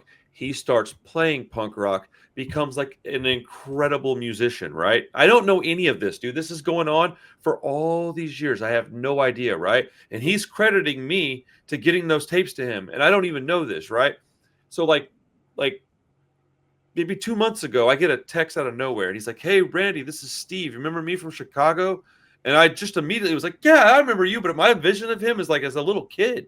And I'm like, hey, what's up, man? How you been? He's like, yeah, dude, I've been playing music, and I talked to Mandy, and she's telling me about your channel, and I saw, he's like, that's so cool, man. He goes, I've been playing with this band called 500 Bucks. And I was like, dude, shut the fuck up. Are you serious? And he's like, yeah. And I walk over to, I'm in my shop. I'm getting goosebumps, bro. I walk over to my record bin and I start flipping through, and I was like, this band? And I send him a photo of the album, and he goes, dude, where'd you get that? And I was like, I talked to the singer on my channel like 2 years ago. And it's just this weird connection, bro. Like, I don't know. It's just a cool story, I guess. But like, I had this weird ripple effect on this kid in Chicago who becomes a musician and plays in a freaking band that I like. Like, it's just the weirdest thing, man. Like, I love punk. It's awesome when that shit happens. I mean, Chicago, what a great punk rock town. Yeah, they have a sound, don't they? I like Chicago punk rock. Yeah, I mean, it's. I mean, okay. So, what would you say? Like, it'd be like the Naked Ray Gun kind of sound. Kind of, yeah. Lawrence Arms. Yeah. What was the band before Lawrence Arms? The Falcon. No, but that band too. Alkaline Trio. That's what I think of when I think Chicago. I think like fast, kind of chaotic, melodic, drugging, like just real sloppy, dark, dirty lyrics. Like just but kind of singy. Yeah. Very melodic, but not professional sounding necessarily. Like I don't mean that in a disrespectful way. I love it. Yeah. What was the freaking band? It was he was in before Lawrence Arms. I can't. He's in a ska band too. Was it Slapstick? Maybe. Let's see. Could be. Could be. Brendan Kelly is his name, isn't it? Oh yeah, he was just here. He does That like guy. acoustic stuff now. Yeah. Oh yeah, dude, he's a rad dude. Or at least in My my buddy John. knowledge. My buddy John tipped me off to the show. He said you should go check this out. John Snodgrass. He's the Yo, I best. know that dude's music too. I carry that stuff in my shop too. Wow, you know a lot of people, man. John Snodgrass is a very good friend of mine. Love the guy. He was in a great band that I really, really love called Drag the River. That's why I know John Snodgrass. Drag the River. Yes, was an excellent band too. But he has a lot of solo stuff as well that you might have. I'm positive I have at least a couple of his CDs in my store. I think they're behind the counter because I listen to them. Yeah, right. Yeah. He's the best. That guy can write a song. Oh yes. Let me tell you, that's incredible that you know that. I mean, I guess I shouldn't be that surprised. Being anywhere close to the West Coast as you grew up like that, that was a whole different, Well, like, those guys are Colorado guys. But I would just like get in contact with these guys. I'd be like, I love your music. Are you guys coming out here? And and then he's just like, well, I'll come out there. I'll stay at your house. And I was like, all right, you can stay at my house. And now I've lived in Texas. I've lived in San Jose. I've lived in Portland. He's been to all my houses. That's many insane. times. Every time he comes to Portland, he's probably going to stay here. That's dope. Slapstick is one of the bands I was thinking. Oh, the Broadways. That's who I couldn't remember the name. The Broadways. I don't know that band. Oh, dude. Do you like Lawrence Arms? Sure. Then you like the Broadways. They're very, very similar. I like the Dillinger 4 a lot, but that's not Chicago, is it? That's like Minneapolis. So, man, I went and saw them in Vegas recently, and I wish I hadn't because it kind of soured me on them. Really? Yeah, man. I don't know. I heard it's kind of like his thing, but the vocalist guy, one of the guys, gets up and just says like stuff that I thought was super dumb. Like Patty, the big guy? Yeah, I think you're trying to be funny. No, and, he's got his own. Those guys have their own comedic kind of history. They're not very serious. Yeah. Like, at all. I believe you. Trust me. Well, he kept getting up there and like, I understand like one or two silly things. I'm like, ha ha ha. But like, man, I traveled a long way to go see them play, and I was really excited. And he just seemed like he wasn't taking it very serious, which is fine. You don't have to. But like, had I known that that's how he was on stage, maybe I could have mentally prepared. But I don't know if you ever noticed on the streams, dude. I take things pretty seriously. So when people do silly shit, it's not funny to me because like I'm working. I'm like, this is what I do. Yeah, those guys they're just. Yeah, I don't know. I'm not gonna like make excuses for them, and that sucks that's. And you don't have to. That was your experience. That sucks that was your experience. Does it though? I mean, it's just. I'm kind of probably one of those drunk shitheads that'll laugh at that. You know what I mean? And most people are. I'm the odd one. I know that. Yeah, no, you're not the odd one. It's okay, it is what but it is. I just was surprised. I think it caught me off guard. Like that's probably it. Had I seen them before or something, but I was like really, really excited to see them. And he just kept saying stupid shit. And I was like, what is this guy's deal? And I was like, Patty. Like if you that's what people told me. Do some research, look that guy up and his fun history. But I mean, I don't want to say his fun history, but I mean, he has a history of being a wild guy that likes to have a couple pops, if you know what I mean. I probably would have really liked him when I was like not sober. Yeah, probably. Everybody likes him. He's a lovable guy. He's like one of the in punk rock in the whole punk rock world. Like everybody knows him because those guys used to run a bar in Minneapolis called the Triple Rock Social Club. Okay. Wait, is that what that song's about? That song like drinking doubles at the Triple Rock or something. Yeah, so it's about the place that he owned, huh? Oh, it was like their bar. It was like the Dillinger 4 bar. It was fucking fantastic place. It was like a diner with a venue, like a diner with a bar and like a venue. That does sound like a fantastic the Triple Rock place. Social Club. It was great. I'll be honest. That sounds like a beautiful place. And he was like, awesome. I think Patty was generally like behind the bar, and bands would like get stuck there for days and just like stay at the Triple Rock and like eat and drink, and they were very good at hosting. They were very nice guys, but they were I think a handful also at times. Yeah. But that bar is closed, unfortunately, now. But that when I was playing with the Brats, we played at a big skinhead kind of festival in Minneapolis, and it was right like a short walk from the Triple Rock. So I spent a lot of time at the Triple Rock, just hanging out, eating and drinking, just kind of not being at the Skinhead a bit. What's cool about talking about this stuff though is that like before we talked about that, I didn't know about him like that, and I didn't know that they were part of the Triple Rock. I know about that place from the songs, but like that was like their place, yeah. That makes me want to go like reassess my thoughts on the situation. You know what I'm saying? It really does. Like I'm a very liquid person. Like I just fit whatever container that you shove me into. Like or I don't know if that's the right description. I think the thing about, I'm sorry. No, it's okay. Cut you off. I think the thing about the Dillinger 4 is their music sounds so serious. Yes, and so pointed and so like angular. That's exactly what it is. Yes, but they're not like that. Dude, I was so bewildered by his behavior on stage, man. I really was. Yeah. I was like, I think that's what it is. Because when you listen to their records, they're fucking awesome. They're serious. They're like full blast. Yeah, 100%. And I think stuff. You absolutely nailed it. I think I was just expecting something different because their records are beautiful. I love their albums, and I was so just they'll like make fun of you and stuff, and like they're truly punk rock, and that like it's like Lars. I don't know if you ever talked to Lars. Have you ever met him? A few times, yeah. Has he ever like gone off and started making fun of you or anything, or start like taking the piss out of you a little bit? Not yet. If I get him on the show, he might. He's a fucking professional, dude. He will disassemble. He will dismantle you piece by piece, like bang, bang, bang, bang, like a professional shit talker, like joke around guy, and he'll catch you off guard, and you'll be like, wait, what? And he's just like smiling, Well, so if I know that's coming, I can do it with the best of them. It's when I get caught off guard. But that's where he's going to get you. Oh, son of a bitch! It's going to happen too.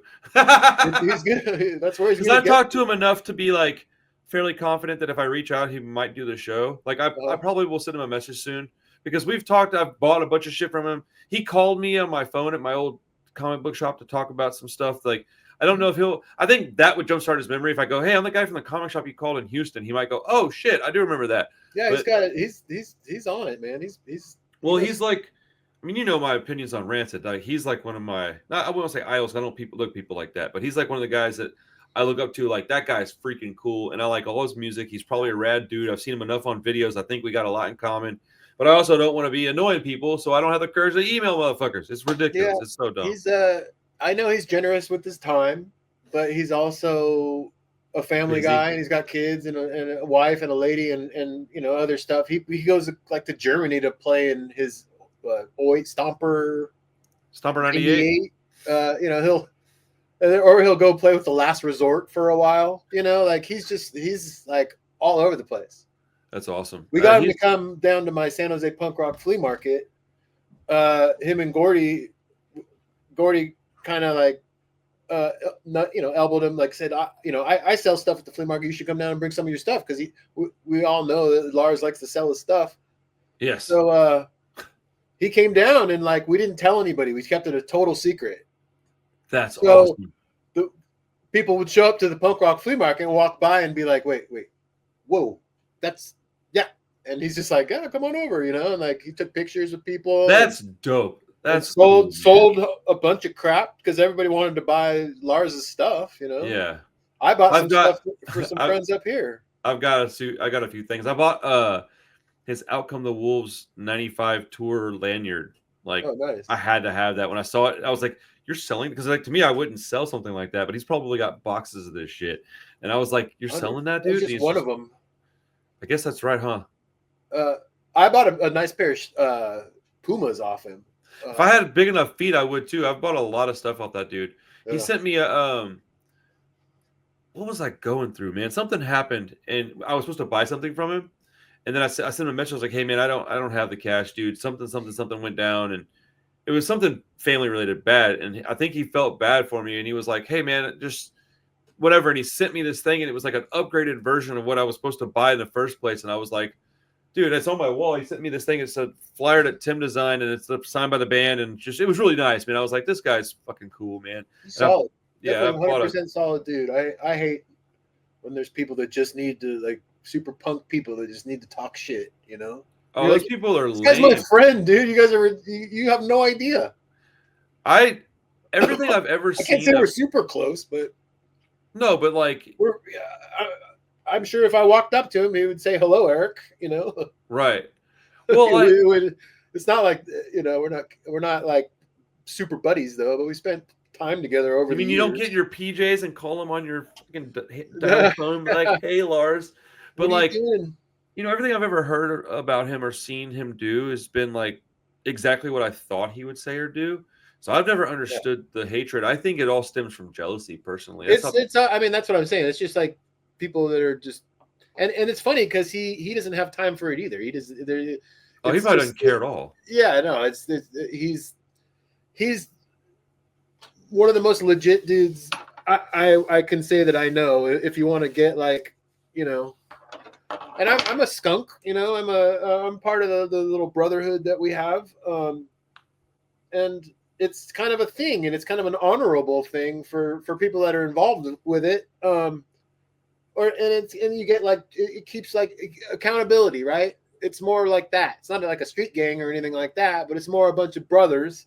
Yeah. That kind of hold each other accountable and check in, make sure we're all good, and check in with each other. And he started that, or he was, I don't know if he started it, but he's definitely on the fucking ground floor of it. Right. Yeah, we have something like that in Houston too. It's like you don't want to make your friends look bad, so you got to behave right because you're part of this group, and everybody knows y'all are all the same people. Yeah. And if you do some fuckery, then you make them look real bad, and it's basically what you're saying. That's awesome. I mean, like, I think a lot of people, there's super fans of Lars that think it's okay to like put skunks on a T-shirt now, and we're like, that is pretty weird. It's frowned upon. I'll just say that to all you little punkers out there. Yeah, it's a personal thing to you guys. It's a real thing. It's not for you. It's just unfortunately, it's not for you. That's the weird thing, is that people don't understand that, and they can't accept that because, I mean, yeah. I've got they want to be part of it, or they need to have a piece of it for some reason. Mine is right here. Mine is right here in my throat. Yeah. And I'll go to places and see people with GAMC shirts, and I'm like, I've never seen this dude or met this guy in my life. Now, at this point in my life, I don't care as much either, because I'm just like, whatever, dude. I'm old. Yeah, you're not going to go take a shirt off for him anymore. I don't care. I just don't give a shit, because the people that started that know me and I know them, and we all feel pretty much the same way. Like, look, it's the young kids doing this thing, and it got kind of out of control at one point, man. It was getting real. It was actually quite dangerous to be affiliated with us, but like, long time ago. There was some company in New York, out of New York, that were printing and had like T-shirts on their website, like, because they had like skins, punks, then they had skunks, and then we had to like, start sending some emails, and we're like, hey man, this it ain't cool, it ain't right, and they even personally they sent me a email back, and we're like, we never heard of you. I'm like, no. All right, you guys are in New York City, and you're clearly dealing in the skinhead scene, right? The skinhead movement or whatever.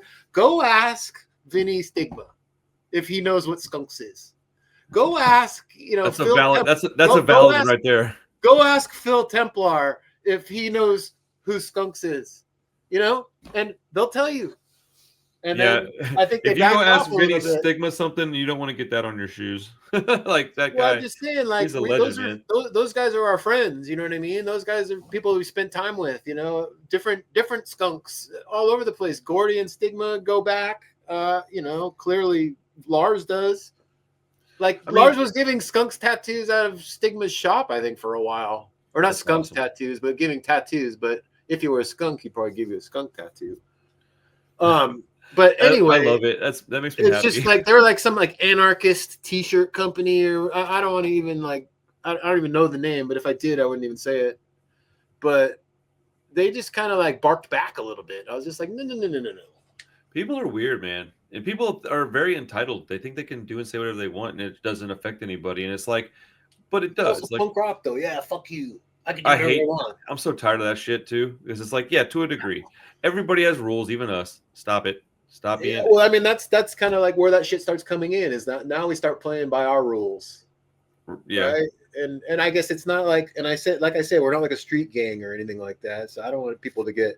You're like, but I will send my goons over there. But like, it's not something you want to mess with, because we're all over the place. But I don't think it's very loud and proud either. You know what I mean? Like, right. It's a very like kind of close thing we keep to our chest or whatever. Well, it's like Lars is the only one that has it tattooed on his forehead. Yeah.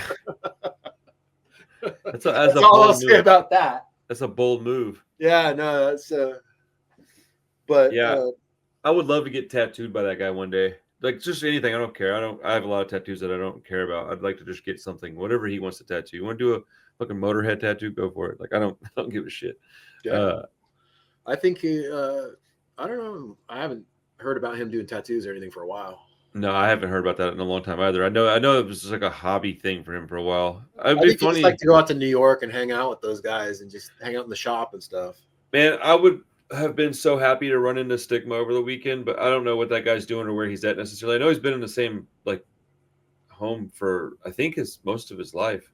Yeah, it's like this. It's like his family's building or something like that, right? Oh, is that what it is? Okay. Or at least his family, like maybe not his family's building, but like they've been like grandfathered in or whatever. Okay, that's cool. He's like one of those kind of guys I can imagine that if I walked up to him and he saw that I had an agnostic front tattoo to my arm, that he might just talk to me without me having to speak to him first. Like I feel like he'd say something about my tattoo or something. I don't know. He seems like a really, really that guy. Like he's a quick friend. You know what I mean? That's like, what I'm. Yeah. Okay. I got to meet him.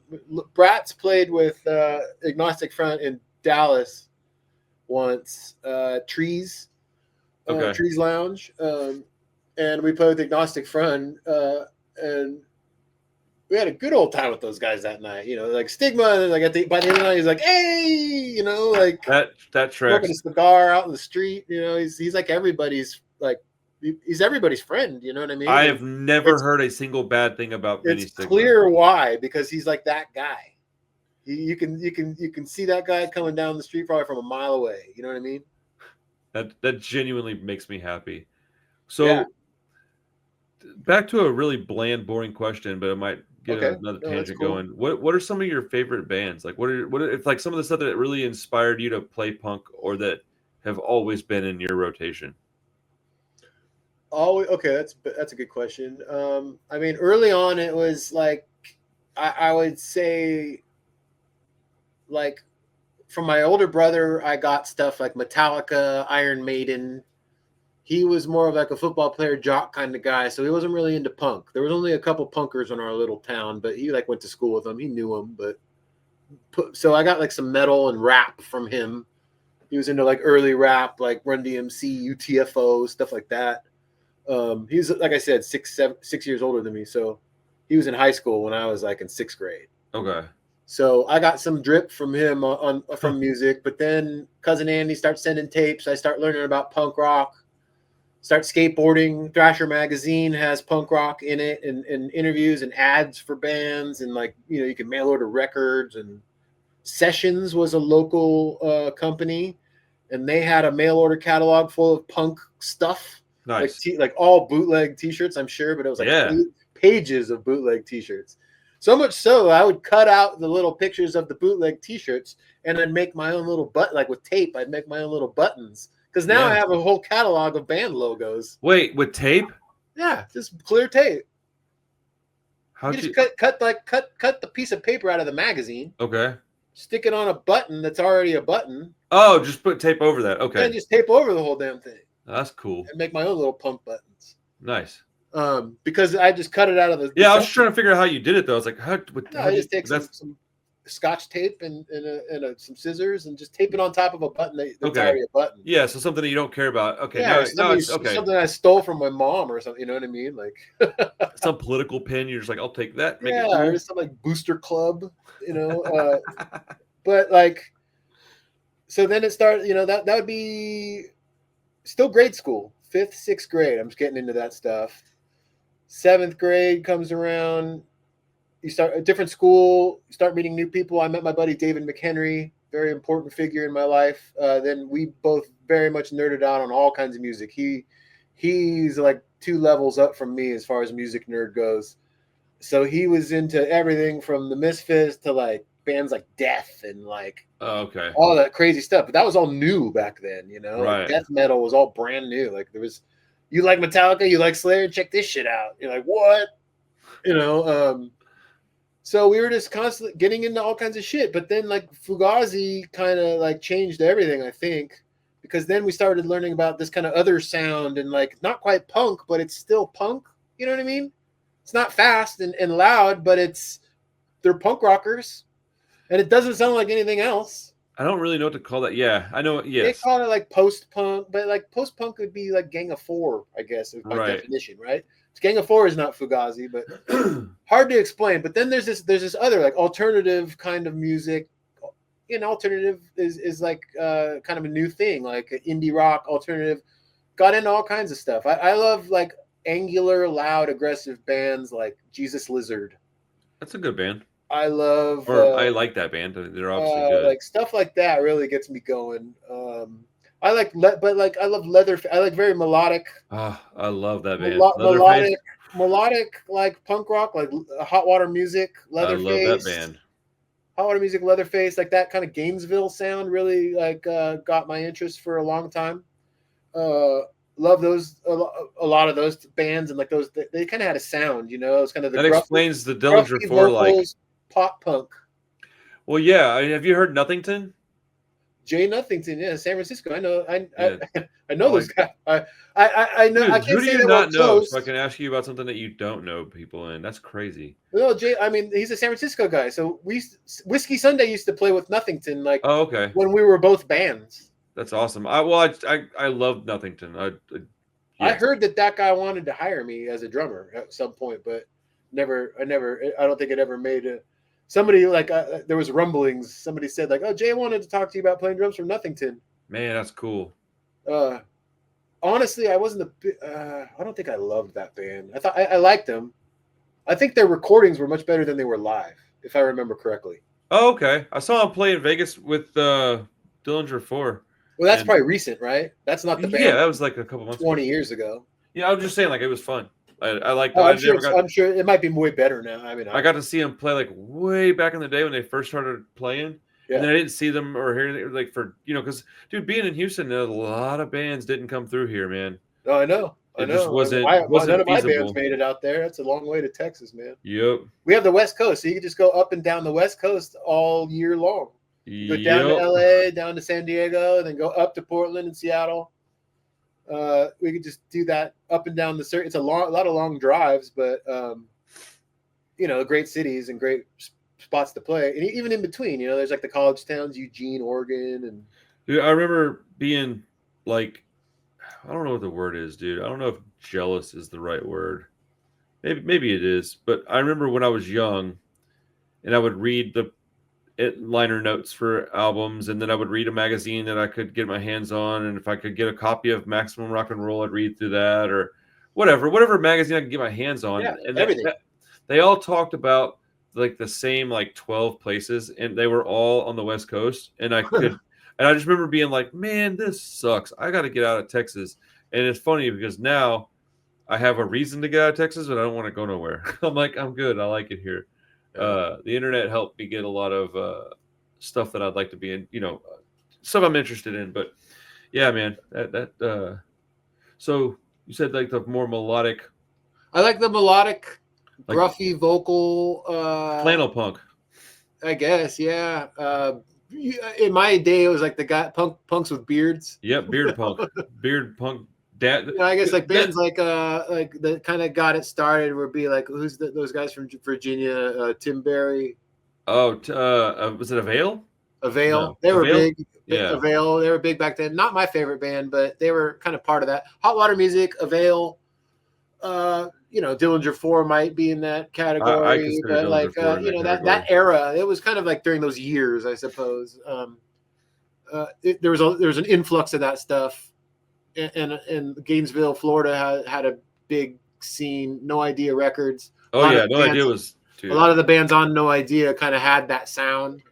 So if No Idea put out a record, usually I'd check it out, see what it sounded like. Isn't that cool when you have a label that does that? Like my label doesn't do that really. We just put out music that I like. Yeah. But I remember thinking the same thing. Like, oh, it's on No Idea. I'll check this out. Or oh, it's on Epitaph. I'll check it out. Like that's how I was with Discord. Yeah. Right. Like I actually had like I'm going through and doing like Fat Records content right now because of the sale of the label and everything. And I realized that I was an Epitaph kid. I didn't really care about the Fat sound until much later when they had a different sound. It wasn't just the Fat sound. They've got a much more broad catalog now than they ever would have in the mid 90s or late 90s even. But yeah, it's cool when a label has a. It's also kind of boring, I guess, but I like it. I like when you can depend on a label or something to have stuff that you know you're gonna. Do you like my buddy Sammy's band, Get Dead? Oh, dude, man! All right, Your your buddy Sammy is a shithead, but yes, I I love. Tell me, I can't wait. So I've had Cheshki on the show, Yeah, but I've hung out with those guys. Like Cheshki, every time I see him, he's like, "Oh, hey, what's up, man?" Gives me a hug, right? Recognizes me. I've hung out with Sam probably more than I've hung out with Cheshki, and every time I see him, he gives me this like crazy look, like maybe he recognizes me, but no, I don't know this guy. And I'm like, "Hey, Sam, what's up, dude?" And like shake his hand, and then he always gets to talking, and then he always says, "Yeah, I'd love to come on the podcast, but hey, send me a message here because if you send it here, I won't get it. So I'll send it where he tells me." And then he's done it to me like 3 or 4 different times, and one of the times I'm pretty sure my wife was there. It was at the Punk Rock Museum. But yeah, I love Get Dead's awesome. Yeah, and Sam's great. I'm going to tell you right now is I'm not surprised, and I you might have to be patient. I've been patient for well over a year. He's from him and I are from like the same little farm town. He's a couple years younger than me, but him and I share a lot of friends back home. You know, a lot of the bikers, my biker buddies. Nice. He's real tight with those guys too. And to be clear, I don't actually take it personal. It's just annoying sometimes. But I like okay. Sam. And every time I talk to him, Sammy's a unique individual. So, well, he's always been very nice. I'll be, you gotta give him that. He's always been really polite to me. But I mean, I saw him at the Punk Rock Museum, and I think he was very sober at the time. Because when we started talking, he like recalled something that I was surprised he could recall. I was surprised he remembered it. And that's when he told me, like, "Hey, I'm sorry about that." And I was like, "Surprised you?" Because I didn't bring it up. He brought it up. And it was just funny, dude. But yeah, Cheshki was cool. I talked to him. Do you like the Codefendant stuff? I like it okay. I don't love it. I like Get Dead better. Yeah. I don't understand the hype on Codefendants, if I'm honest. Like, I don't. Is there a hype? I'm curious. What is it pretty? Is it going? I'm not sure. I'm so out of the loop. They really like that band. People really like them. Yeah, I feel like here coming up on like a Tuesday night, and I want to go see Sammy, but a Tuesday night's just rough. At the Star Theater. You only live once, man. Go see your friend. So my take on it was that people were going, "Oh, this new sound, the Codefendants, they have this new sound," and I was like, "Oh, cool, I want to hear it." So I listened to it, and I was like, "It's fucking out there." It's just Transplants 2.0. Well, I mean, not that there's anything wrong with that, but like people have completely forgotten that other bands have already done this kind of hip hop, punk rock, folky, guitar, singy, rappy thing already. Yeah, I mean, it's I don't know. I guess I know that Sammy. I remember talking to him about it for a long time before it actually happened. Oh, no kidding. That's actually cool. It wasn't. He does all kinds of stuff. He raps. Yes, he does.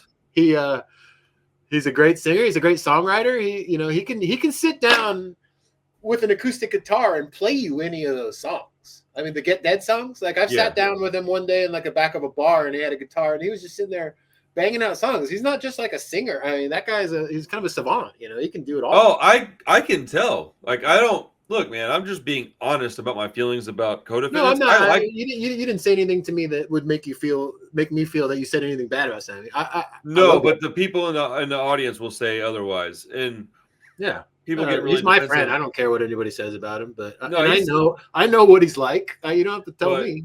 Codefendants, I think, are pretty good. I thought it was going to be. I was more interested when I thought it was him, Cheshki, and Fat Mike. Well, I think it was in the beginning. Yeah, and when Fat Mike left, I thought, okay, there's a dynamic that is going to be like lost from that, and then they started leaning heavier into the hip hop thing, and I just don't care as much about that. But Get Dead, I love that, and I carry their records in my store. So I mean, I don't carry stuff I don't like. If I don't like it, I don't carry it. Well, at least up to this point, I'm branching out a little bit now. But yeah, that was when I found out like about all that, and like he was, from like one of the homies. You know what I mean? Yeah. Like it was. I was like, man, I'm proud of these, like, because he's younger than me, right? We didn't really grow up we did grow up in the same place, but not really at the same time. So I was like, oh, you're one of those dudes that grew up with these guys over here, you know, the scum guys. And he's like, yeah, man, I grew up on that ramp, you know, and these guys are like the elder punk rockers in my old scene, like the old guys, you know, that they're still punk as fuck. Band called Sad Boy Sinister. If you've ever heard of them, Not yet, but I'm writing it down. they've been around for a long time. They're dirty Morgan Hill punk rock. But he grew up with those guys, like as like a little baby brother kind of thing, and they definitely schooled him right. You know. You know, I always like to have, like when I review something, anything, be it a book or a movie or a record, if I don't have a lot of positives to say about it, my one goal is always to like have something positive, because there's no artwork out there, at least in my opinion, that is all negative. And I want to say that the one thing I do appreciate about Co-Defendants are the lyrics. Regardless of how they're brought to me, if you just read them on a page, the lyrics are really, really good. I don't know who writes all of them. I think there's probably a collaboration. Right, both of them. Yeah, so as a they're drummer, great live. They're really good live. I'll give credit where credit's due. They're really fucking good live. I'll tell you this: as a drummer, I have no idea what anybody's saying up there. I have no kidding, huh? No idea what lyrics are anymore. I think I stopped at like Metallica and Jane's Addiction when I was like 8th, 9th grade, because like after that and just being a drummer, you know, like full-time drummer, I don't have time. I don't care what you're talking about. I don't care. And I have no idea what my bands are singing about. I have no idea what your band's singing about. I don't like. I listen to you singing, but I don't really listen to the words. Okay, everybody has. I honestly like. I could sing along to like some, like of course, like punk songs and stuff that I grew up on. But if it wasn't something I grew up on, I probably don't know what the words are. That's fair. I think that. Yeah. I lost what I was fixing to say. I had a thought, and my brain went, "Nah, we're good." We should probably call it though. I mean, I'm gonna be honest with you. It's been 2 hours. I'm chilling. I'll sit here and talk to you all night, buddy. Dude, I do this for a living. But I gotta get back to those 2 puppies. No, go for it. That was awesome. Keep in touch, man. And, I'll be around if you. Anybody that you think would be willing to talk to me, let me know and get me in touch with them. I would appreciate it if you have the time and desire to help with that. Yeah. But, I think it'd be cool for you to. It'd be seemingly since you're interested in the Forgotten. I'd love for you to talk to Gordy. I don't know how. Dude, that's do an interview. Look, it could just be a hangout, man. It doesn't have to be anything formal necessarily. And if he wants questions, I can get questions together and send them to him. But that would be literally like one of my top. Like, I love that band, so that would be awesome to me. And I thoroughly enjoyed our conversation, man. I know we did talk for a little while longer than we planned on, maybe, but I'll talk to you anytime. Yeah, I enjoy your company, man. Maybe we'll do it again sometime. Yeah, for sure. Well, let me know if you need anything, but I'll be around. I'll be tapping into your streams. You'll see me. Yeah, I'll shoot you another email. I'm going to give you my phone number because that'd be much easier to contact you that way, if you don't mind. I got your phone number. We got it. We already did that? Bro, just kidding. Gotcha. No, I'm kidding. No, it's fine. You got to be cooked. You got to be cooked right now after your whole Dude, my brain is fried. I can't think of anything, dude. I want to go to sleep, but, You should go to bed. I'm going to go eat a New York strip. That's what I'm going to go do. There you go. Now I'm jealous. I got to go take my dogs for a walk. Well, have a good night, man. And thanks again for your time and your conversation, bro. It's been lovely meeting you and hanging out. Yeah, absolutely. You too. All right, Peace. everybody, y'all have a good night.